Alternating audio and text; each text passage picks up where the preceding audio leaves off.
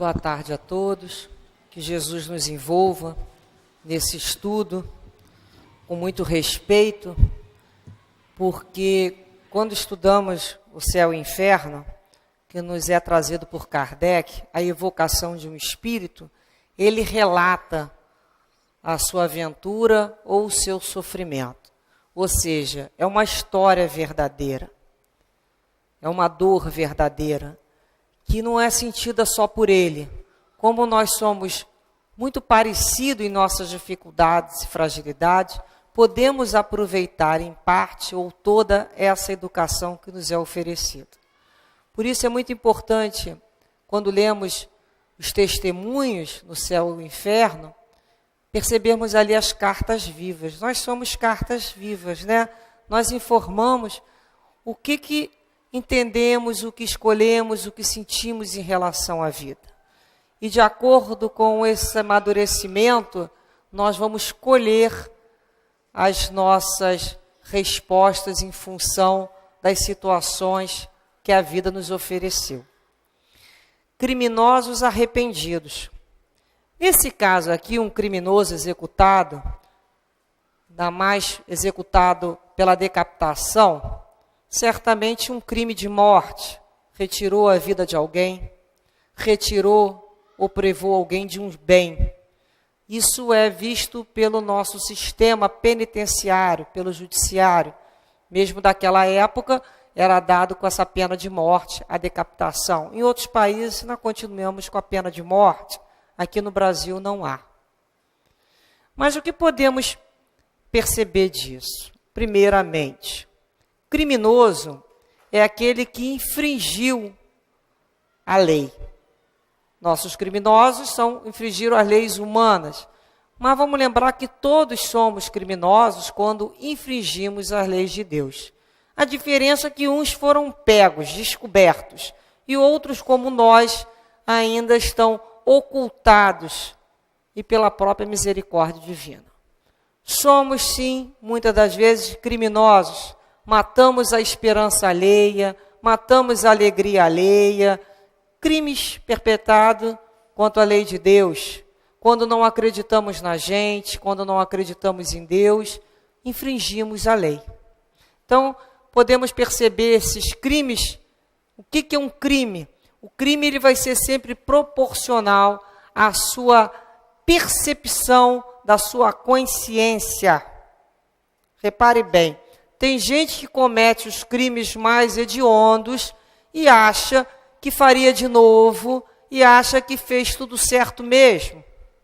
Que era ali que tinha que fazer, ele tinha que lavar a honra, ou então ele fala, se eu não fizesse, o outro faria. Conforme a sua consciência vai desabrochando, você vai amadurecendo, essa ligação com a lei de Deus é mais clara. Por isso, vai ser sempre proporcional o crime em função do seu conhecimento. Na legislação humana, um crime, ele vai ser revisto pelo juiz, aplicado uma pena, a sentença, em virtude de quê? Dos atenuantes ou dos agravantes. Isso é levado em consideração. Nas leis morais também. Os atenuantes, os agravantes que nos levaram a cometer, que nos motivaram a infringir tal lei. E conforme essa consciência vai sendo mais desperta, o nosso conhecimento é maior. Por isso a sensação de maior infração da lei de Deus. Porque essa vai ser proporcional ao seu conhecimento. Então a ignorância te protege de uma certa maneira de algumas consequências. Você vai passar, mas não vai se dar conta do que está acontecendo. É a ignorância. Mas conforme esse véu da ignorância vai dissipando, você vai observando melhor. Então essa noção de infrator da lei amplia. Nós começamos a ficar mais rigorosos, não com o outro, com nós mesmos. Quando a gente fala assim, eu sabia isso aqui. Eu sabia que não era para fazer dessa maneira. Eu sabia que eu não podia me explicar pelo fulano. mas mesmo assim eu fiz. Isso não está legal em mim. A minha consciência está me acusando. Não é Deus, é a minha consciência. Eu sou o meu grande árbitro, que vou decidir as minhas escolhas. Muitas delas não são bem feitas, infringindo a lei, em função do desconhecimento, certamente. Mas muitas outras em função da má vontade em agir de acordo com a lei moral.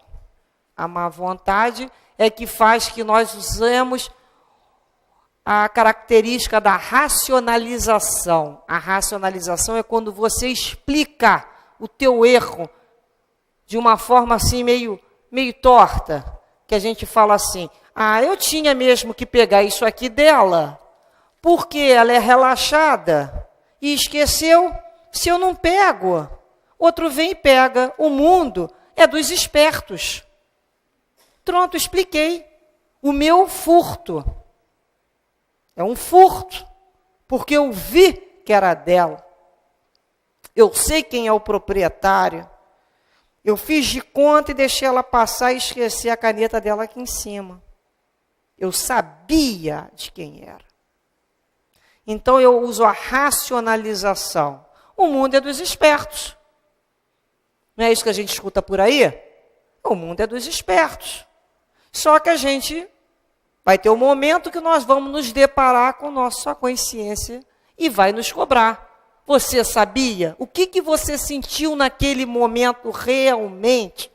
Não é mais o que pegou ou deixou de pegar. O que te motivou é quando você começa a estudar as suas reais motivações. Eu quis me dar bem. Na realidade, eu quis me dar bem e aproveitei que fulana dormiu no compasso. Então é quando eu começo a perceber as minhas motivações que me levam a determinados comportamentos. Então, quando a gente fala arrependimento para o espírito, um criminoso arrependido, já é o espírito que recebe a luz do arrependimento. O arrependimento, ele chega no espírito e funciona como uma fissura da alma. Vamos imaginar uma terra sendo fissurada. Aquelas ranhuras, ela racha. Aquele bloco que ele se mostra, às vezes, a algumas pessoas e diz, eu sou assim mesmo, não me arrependo, eu nasci assim, vou morrer assim, e acho que tem que ser assim. Aqueles blocos, essas pessoas que a gente encontra, a gente acha que são verdadeiros blocos de insensibilidade. Tem um momento que a luz divina, ou pela uma intercessão de uma prece, de uma oração, ou pelo um próprio momento de dor, há um momento que essa luz divina preenche essa alma e dá o que a gente chama fissura na alma. Abre essa comporta e choras. Ou se não chora, se para e olha e fala, puxa vida, por que eu fiz isso? Que arrependimento. Vai dar dor? Vai dar dor. É uma dor muito grande, mas é o primeiro momento que essa dor significa crescimento, porque só é possível crescer pela dor quando se nasce. É um novo nascimento e todo parto tem dor. A dor de parir uma nova criatura, não mais aquela criatura insensível e que não olha para trás e que soa assim mesmo. Não, mas uma criatura que se permite falar dizendo assim, eu não faria mais dessa maneira. Às vezes a gente encontra pessoas que dizem assim, eu não me arrependo de nada que eu fiz. Não é assim? As pessoas falam, eu me arrependo muito de muitas coisas que eu fiz. Se eu pudesse voltar lá há 20 anos, há 30 e poucos anos atrás, eu faria diferente, sim. Faria. Porque hoje eu penso diferente. Hoje eu sinto isso de uma maneira diferente. Então eu não vou dizer que não faria diferente. Faria diferente. E vou fazer diferente, porque a oportunidade me será dada por Deus. Que é misericórdia divina vai me facultar essa possibilidade. Então, quando a gente vê um espírito como Lemer, ele já começa a ter o processo do arrependimento, essa fissura. Ele já não tem tanta certeza de tudo como ele tinha lá antes. Ele já começa a descobrir que ele não é o detentor da verdade.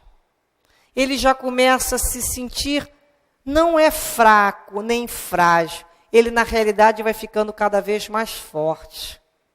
Porque toda vez que a gente tem coragem de reconhecer o nosso erro, reconhecer aquela situação, é muito coragem, ser muito corajoso, não é? A gente poder falar assim, olha, eu errei, fulano, eu errei contigo, eu errei, meu Deus, com essa percepção da vida. Nesse momento que as máscaras caem, que eu não explico, eu fiz isso porque fulano fez aquilo. Não, fulano fez aquilo, é problema dele. O que eu fiz com o conhecimento que eu tinha? A história agora é outra. Sempre foi, é comigo e com minha consciência, é comigo e com Deus. Então tem que ser corajoso. Então não é covarde quem tem coragem de refletir sobre os próprios passos. Tem que ter coragem de cair, limpar o joelho, secar as lágrimas, porque não adianta aquela culpa estéril. Ah, sou culpado, e aí? Faz o quê? Fica batendo no peito? Olha, eu errei, eu não faria mais dessa maneira. Mas naquela época da minha vida que eu fiz e cometi essa atitude, eu acreditava que isso era o melhor. Naquela época, eu via isso como a melhor situação para todos nós. Ou naquela época, eu tinha vontade mesmo que você se desse mal. Naquela época, eu sentia isso dessa maneira. Olha a diferença. Mas hoje, eu busco um novo caminhar. Hoje eu busco uma nova maneira de me relacionar com as pessoas, sem tirar a vida delas, sem tirar o bem delas, sem tirar a oportunidade delas. Hoje eu busco uma outra situação. Então a questão de Lamer é a seguinte: basta só o arrependimento? Imaginemos, eu sempre conto a história de uma mãe que bota lá os filhos com a roupa branquinha, limpinha. É assim que Deus nos dá a oportunidade. Branquinho, limpinho, arrumadinho. Fala assim, meu filho, cuidado. Nós vamos para uma festa. Você não se suje, porque nessa festa não entra quem está sujo. Só entra as pessoas que estão limpas. É o banquete nupcial. O perispírito tem que estar limpinho. E avisa. Mãe avisa.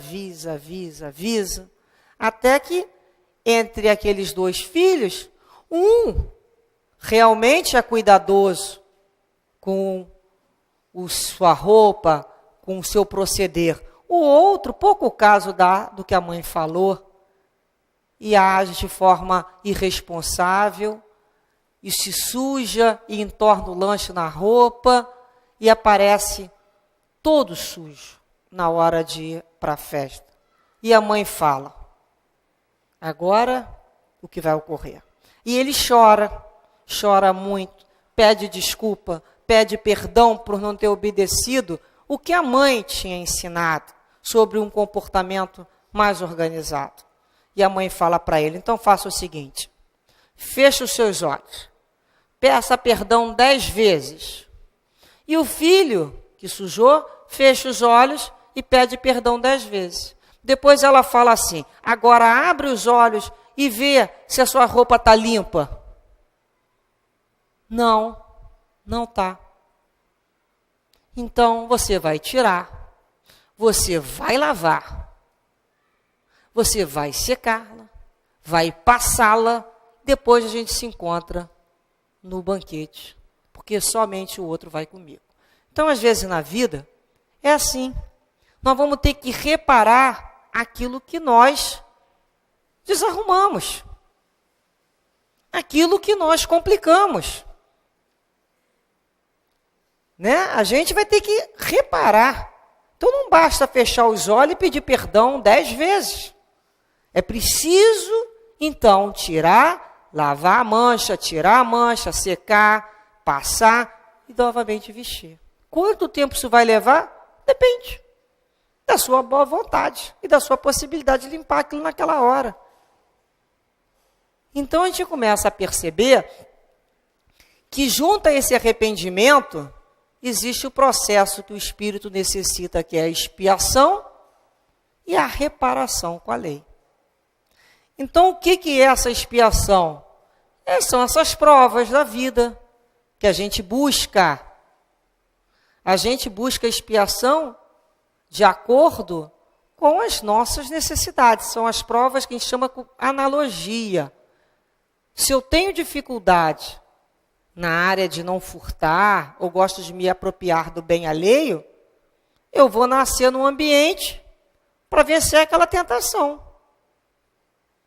Se eu tenho dificuldade com algum vício, eu vou nascer num ambiente que vá testar até que ponto eu já sei ter resistência diante de um vício. Então a nossa vida nos coloca hoje no local certo, na hora certa, no momento certo, das nossas dificuldades. Então não é por que está acontecendo isso na minha vida, não. É para que isso está acontecendo na minha vida. Tem analogia com a minha dificuldade.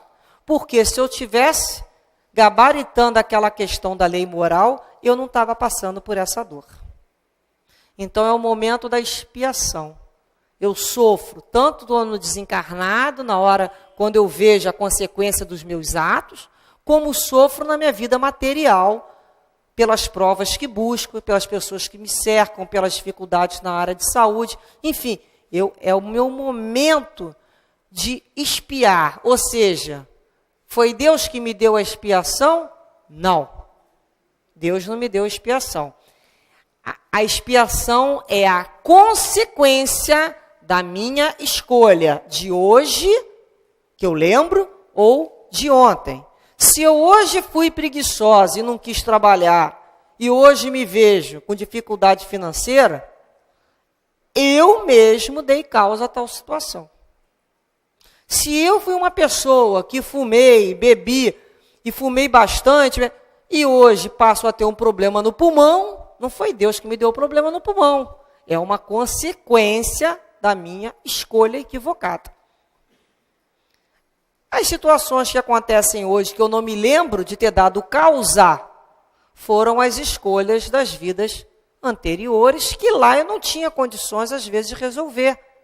Muitas coisas que eu faço hoje, eu não vou resolver hoje.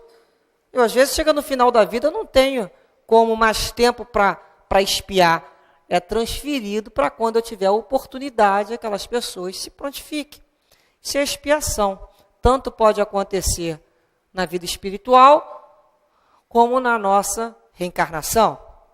Então, nós temos aí o arrependimento, temos a expiação, e depois a necessidade da reparação.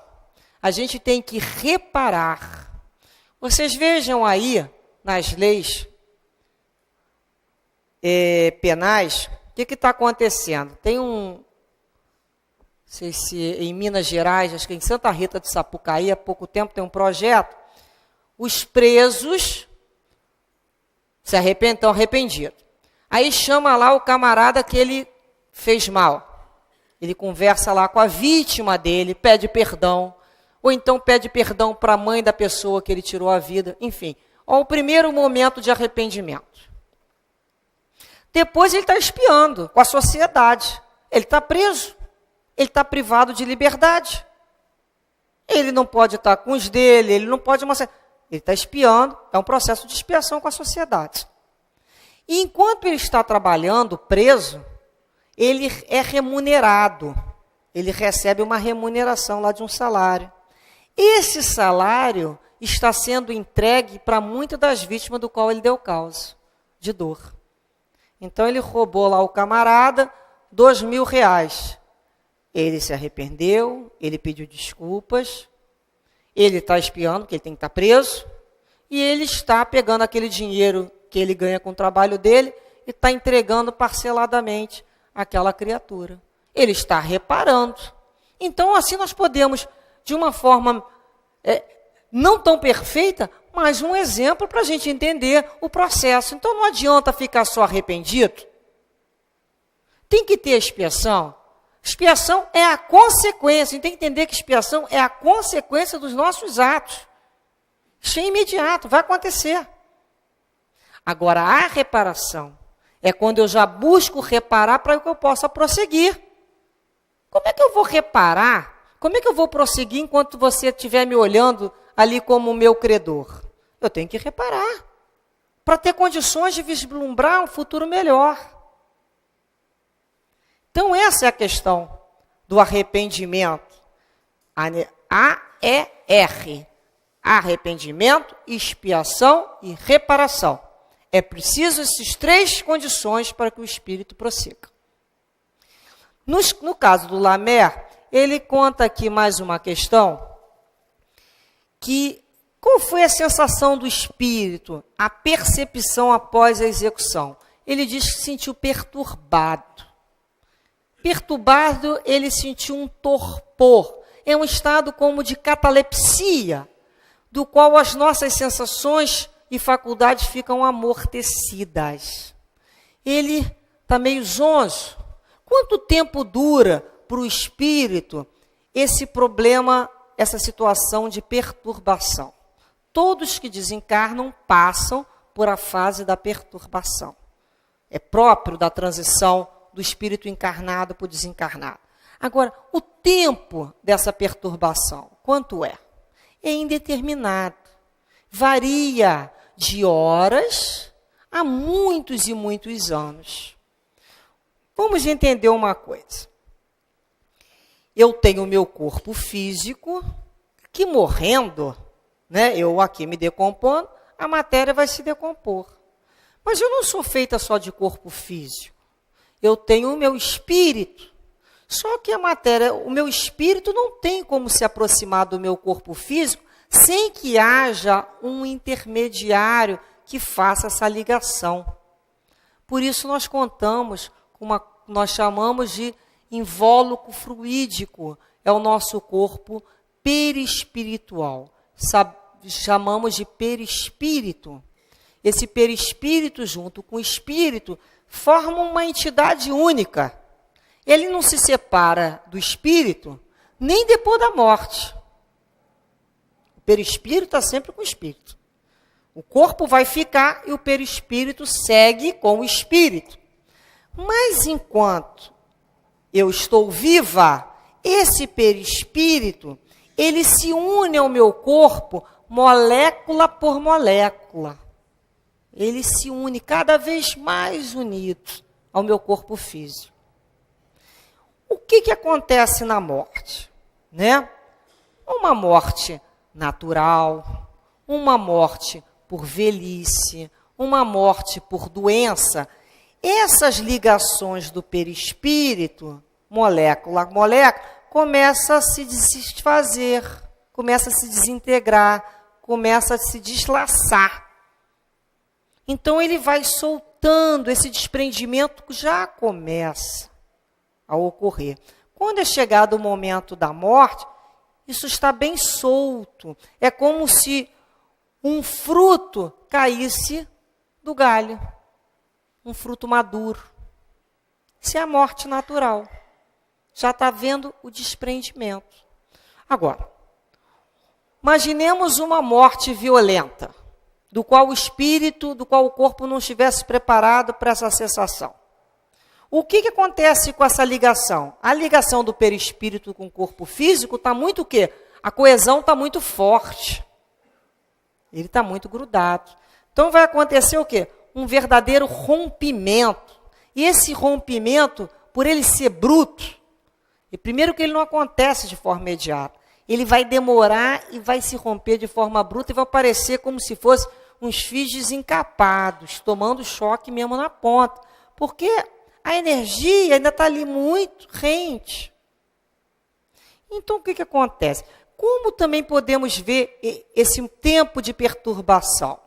Quanto mais nós formos ligados ao corpo físico, às questões materiais, que eu vivo uma vida, que meus interesses são exclusivamente materiais, eu mais aproximo o perispírito do corpo físico. Ele é mais grudado. Quando eu tenho uma vida que eu valorizo a vida espiritual, eu já entendo que eu não vou levar nada daqui, nem meu corpo, não vou levar meu filho, não vou levar marido, não vou levar a casa, não vou levar título. Quando a gente começa a perceber que a vida espiritual é a verdadeira vida, é uma motivação para eu prosseguir, essa vida aqui, na realidade, é apenas mais uma das minhas passagens. Eu entendo que eu não vou sumir, eu entendo que as criaturas que eu amo não vão desaparecer. Eu entendo que a justiça pertence a Deus. Eu não busco vingança. Por quê? Porque eu começo a entender que eu não sei olhar para o outro com o amor de Deus ainda.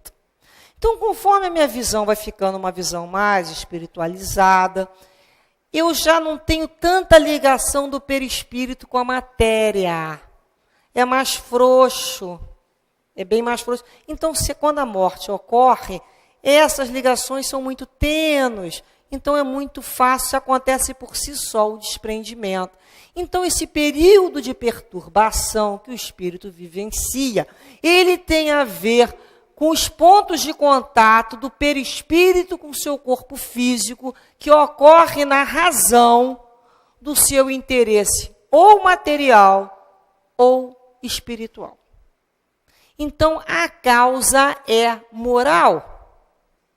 Nós vamos começar a entender que a causa dessa perturbação é moral. Se eu sou um espírito ainda muito fissurado na vida da matéria, na vida do corpo, na vida dos ganhos, na vida do apego, eu vou ter uma dificuldade muito grande quando eu me desencarnar. O período de perturbação vai ser longo. Por quê? Porque esse perispírito vai ficar ali ainda grudado no corpo físico. E eu só vou ter realmente equilíbrio, acordar desse torpor, quando tiver totalmente desprendido. Então, às vezes acontece a morte, mas não acontece desprendimento. O cara está morto e está preso. Então, a morte não significa desprendimento. Necessariamente imediato. Vai acontecer. De acordo com o teu moral. Reparem bem isso. Então, é quando o Lemer, ele fala aqui que ele sentiu muita perturbação. E pergunta também sobre a questão da dor.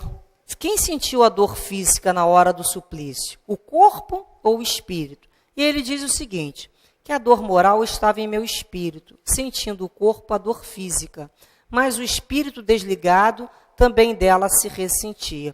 Ou seja, o espírito estava iludido na realidade, porque ele fez uma coisa que chama-se repercussão magnética. Ele se via vivo, porque ele está tão junto do corpo físico, ainda tem tanta ligação do perispírito com o corpo, que ele acredita estar vivo. É como muitos espíritos ainda dizem assim, eu sinto frio, eu sinto fome, eu sinto calor. Como ele pode sentir isso? Ele não tem que sentir mais nada, quem sente isso é o corpo físico, o corpo físico já está se desintegrando. O que na realidade é? A repercussão do perispírito dele ainda com aquelas sensações.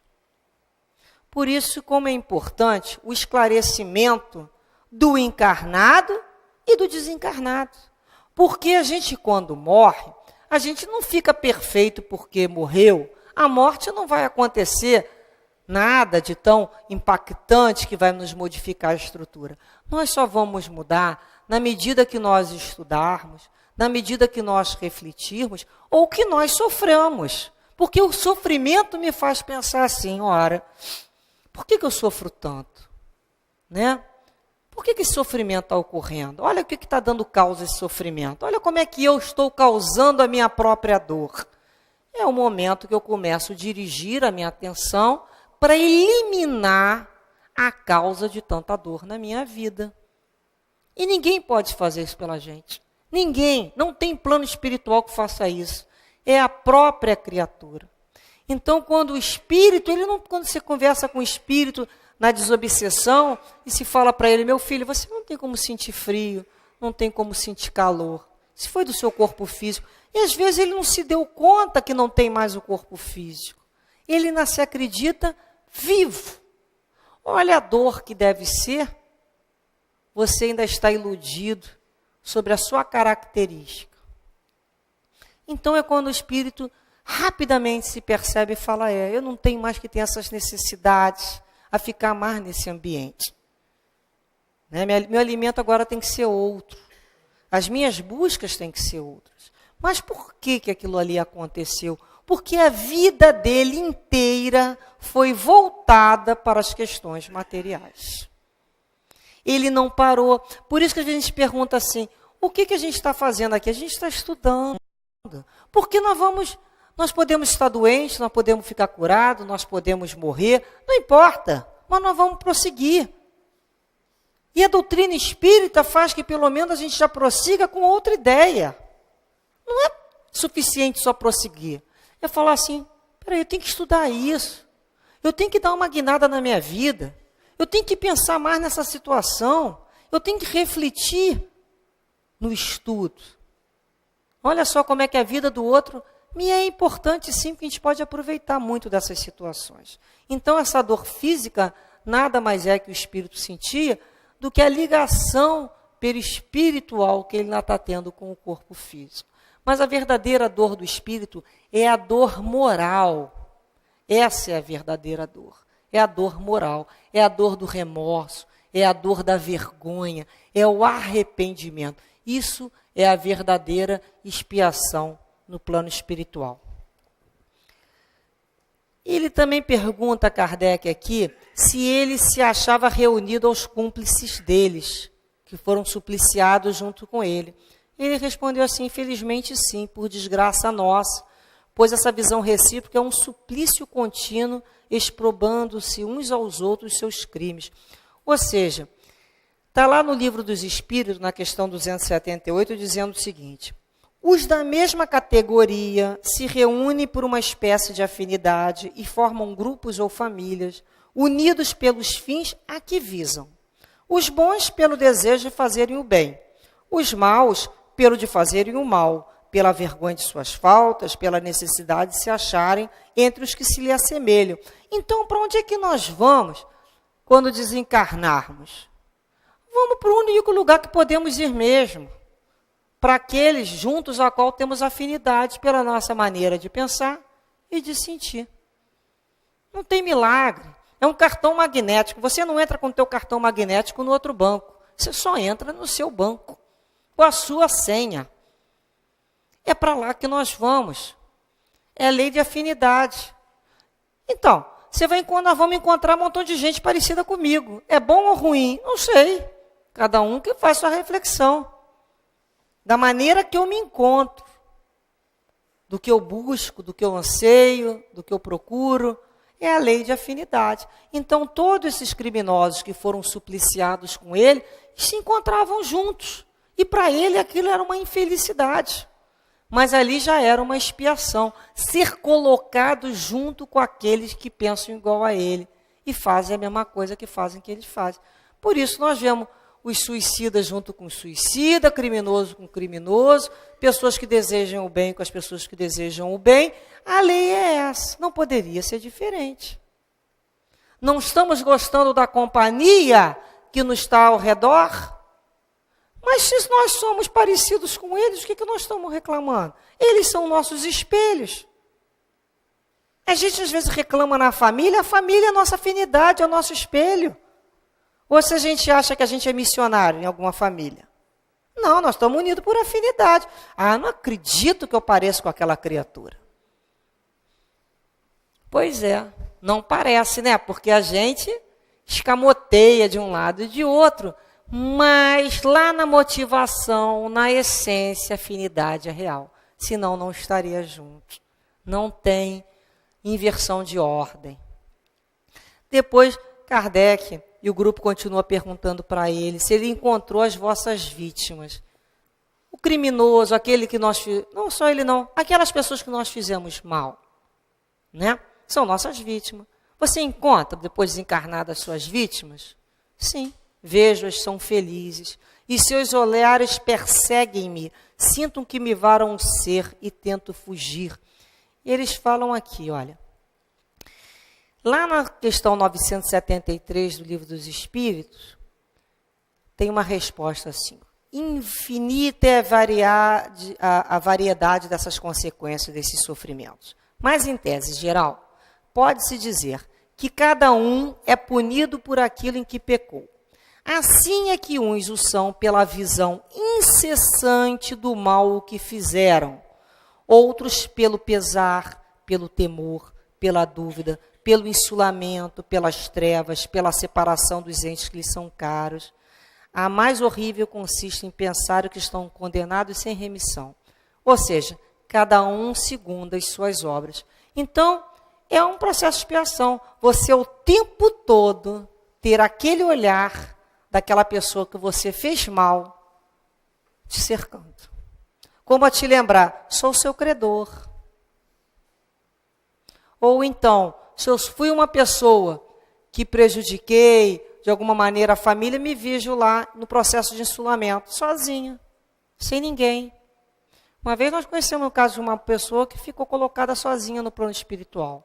E ela perguntou, por que eu estou sozinha? E o espírito guia falou para ela, olha, mas em vida você não queria estar sempre sozinha?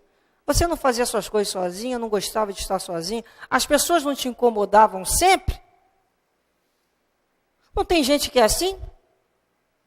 Todo mundo incomoda? Elas preferem ficar sozinhas. Vão ficar sozinhas. Uma coisa é querer ficar sozinha, outra coisa é ser colocado sozinho, hein? É uma grande diferença. Então ele vai ter que aprender, vai ter que aprender a se reunir para valorizar. Então cada um segundo as suas obras. Então por isso ele fala da variedade do processo de dor e de sofrimento desses espíritos. Para o Lemer, ele era colocado junto com outros que fizeram a mesma coisa que ele fez e tinha como expiação o olhar das vítimas para ele. Como a cobrar. As vítimas estavam ali realmente? Não, né? Mas era o processo da própria memória dele espiritual. A gente busca lá na nossa memória aquilo que nós mesmos, a nossa própria consciência, retratando assim, ó, aqui, ó, a tua dificuldade, ó, e vai pulsando aquilo a ponto do espírito não suportar mais. Ele mesmo é que faz aquela situação. Até que ele busca o quê? Reencarnar. Para que ele busca reencarnar novamente? Para assumir daquela visão. Muitas vezes é por isso. Ou então, se ele sofre uma perseguição mesmo, digamos que uma dessas vítimas não tenha perdoado. Ele vai ser perseguido por ela? Vai ser perseguido por ela. Até que ele busca uma reencarnação para se esconder. Muitas das vezes, nós vemos na literatura espírita, o espírito reencarnando até em mulher para se esconder do perseguidor. São reencarnações de esconderijo mesmo. E vem o que aparecer de corpo, ele nem faz muita seleção. Então, o que é isso aí? Essas vítimas do Lemer não o condenavam mais não, porque ele tinha remorso, né? E perguntaram, qual a impressão que ela vos causa? Piedade. Elas têm piedade a meu respeito. Piedade. Porque a gente, quando sofre na mão do outro, vamos pensar aqui um negócio. A gente, quando sofre na mão do outro, acabou. A gente, primeiro que não sofre à toa, né? A gente sofre por um processo expiatório. Alguma coisa a gente precisa passar por aquilo ali, né? Ou prova para aprender, ou reparação. Bem, quando a gente sofre, em algum momento aquele sofrimento vai acabar. Não há sofrimento que seja eterno. Vai ter um termo aquele sofrimento. Aquilo acaba. A nossa parte acabou. O que fez o mal, às vezes, o que Jesus fala? O escândalo há de vir, mas ai de por quem o escândalo venha. Ou seja, eu tinha que passar por aquele escândalo. Mas o outro que entrou na lei para servir de instrumento do meu escândalo, esse vai ser mais complicado. Porque a minha situação acabou. Eu passei pelo sofrimento. Agora, aquele que fez sofrer, ainda vai ter que começar o processo de arrependimento, expiação e reparação com a lei. Então, que Deus dê força para ele suportar, para ele reencontrar a escolha que ele fez.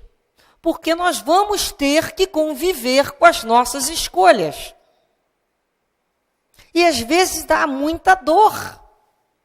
Por isso que piedade, que Deus tenha piedade, que essa criatura tenha forças para suportar as escolhas e conviver com as que fez. Porque não vai ser mole, não. É a da lei.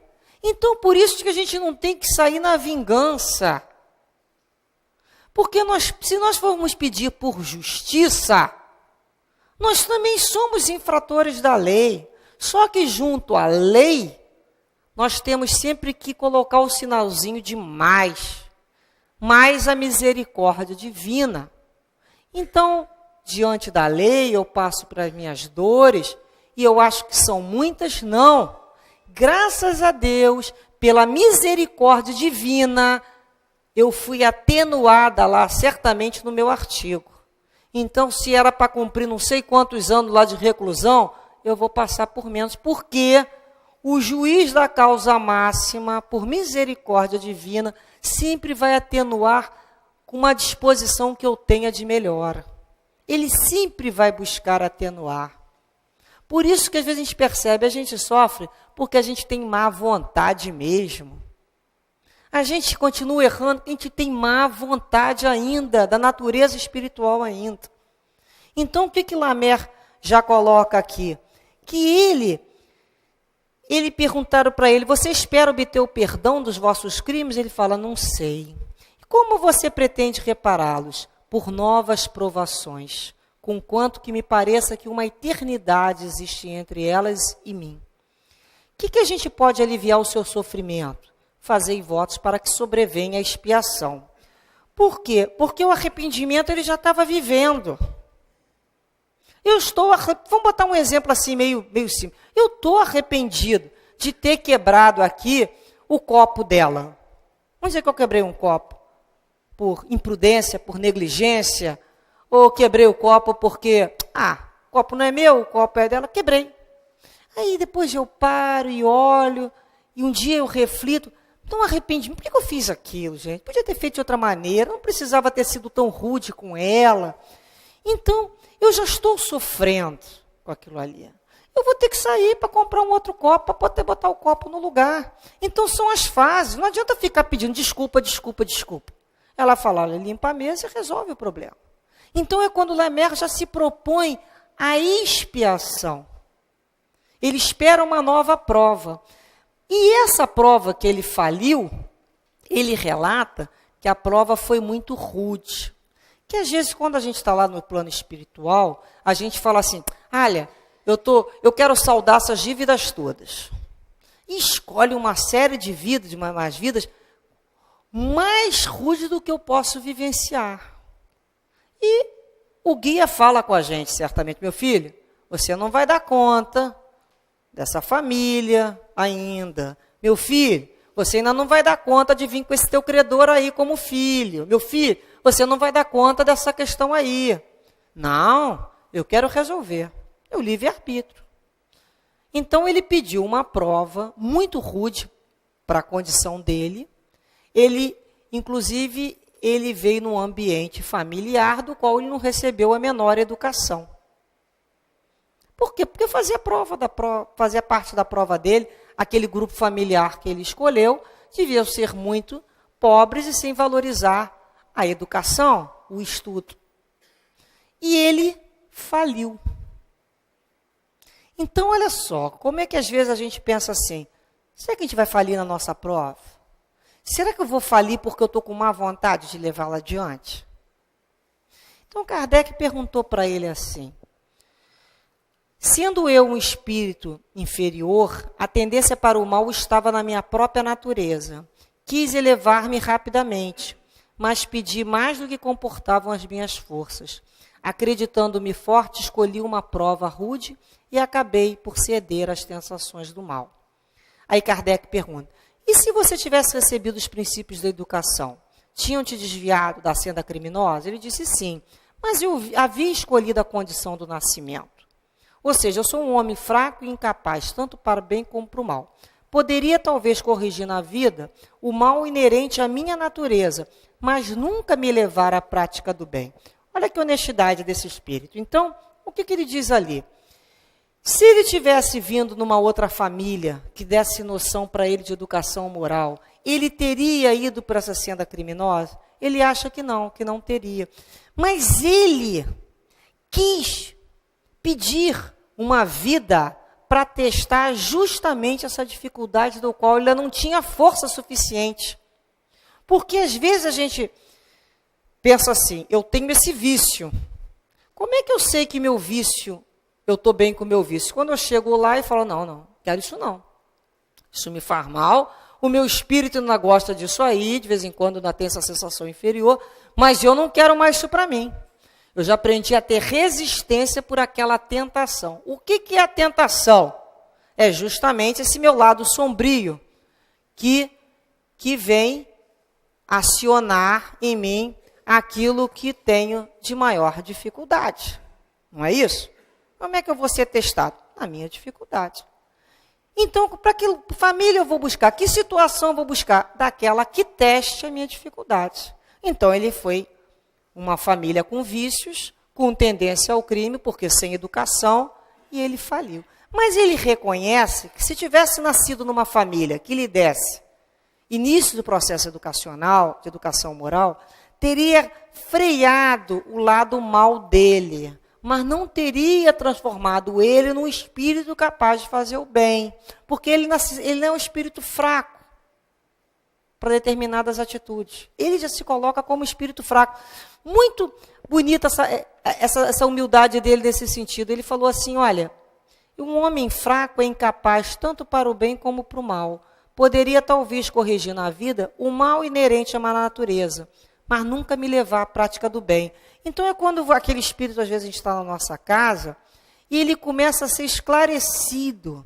Ele ainda é um espírito fraco. Ele vai ser esclarecido, ele vai pensar, meu filho, esse vício vai te fazer mal, essa situação vai te fazer mal. Isso começa a trabalhar nele esses maus pendores. Mas não transforma esse espírito em um espírito bom. Porque o espírito forte, decidido, que já investe no bem, ele pode nascer no ambiente que nascer. Ele vai nascer num ambiente sem educação, nos piores vícios, numa degradação, e ele vai como a semente que foi lançada lá no solo e busca o tropismo divino, a luz divina. Ele olha para os outros não são modelo dele não. E ele daquele grupo familiar é o que vai estudar, é o que vai dar bons exemplos, é o que vai trabalhar, é o que vai constituir família. Por quê? Porque não é um espírito amortecido, é um espírito determinado na expiação dele. Está passando por aquilo porque ele tinha necessidade de vivenciar aquela circunstância de acordo com uma necessidade dele. Então, o que ele coloca aqui? Ele já pede uma nova expiação. Só que para esses espíritos inferiores, fica tudo muito longe. Quando é que eu vou conseguir uma expiação? Por isso é importante a gente valorizar a nossa vida, as nossas expiações, as nossas reparações, porque a gente não sabe quando a gente vai poder novamente se reencontrar com esses credores. Quando novamente nós vamos poder nos reunir, porque a fila é grande. A fila de credores é grande. E o plano espiritual nos posiciona diante das nossas necessidades nessa reencarnação. Então, quando a gente sai dessa reencarnação, como Chico Xavier fala, o que vai acontecer? Vai entrar na fila novamente. Porque nós vamos nos arrepender, talvez não de ter dado morte, mas podemos nos arrepender do tempo perdido, nos arrepender de não termos aproveitado bem a reencarnação, a presença familiar, nos ter arrependido de não aprender a amar, de ter um pouco mais de boa vontade. Então, essas expiações vão ocorrer, esses sofrimentos, em função daquilo que nós já detectamos como fragilidade da alma. Por isso que esses espíritos, estão arrependidos, certamente já vivenciaram novas expiações, já repararam? E sempre que nós olharmos para uma pessoa, né, que a gente perceba ele como um infrator, lembremos sempre, ele pode ser infrator das leis humanas, mas todos nós somos infratores da lei de Deus. Primeiro ponto. Segundo, se já consegue se arrepender, é porque não é um fraco, é um corajoso que já sabe tirar as suas máscaras e olhar e entender que a sua dor ou a sua alegria só depende dele mesmo. E o lugar que ele vai ficar no plano espiritual? Nem céu nem inferno, mas ele vai estar com os seus afins. O que ele plantou para ele mesmo. Então que Deus dê força para eles e para nós. Para que nós enfrentemos, tenhamos força nessa própria encarnação, de dar conta dos nossos processos, possamos reparar desde já tudo aquilo que Deus nos oferta em cada dia. Por isso, ao acordarmos, falarmos assim: Senhor, o que nos aguarda no dia de hoje? Porque cada dia é uma oportunidade que nós vamos ter de nos reparar com a lei. Uma nova maneira de pensar, uma nova maneira de agir e, certamente, uma maneira muito melhor de sentir o companheiro que caminha conosco com as mesmas fragilidades, com as mesmas dificuldades, buscando se sustentar. E que Jesus nos sustente, nos ampare a todos. Graças a Deus.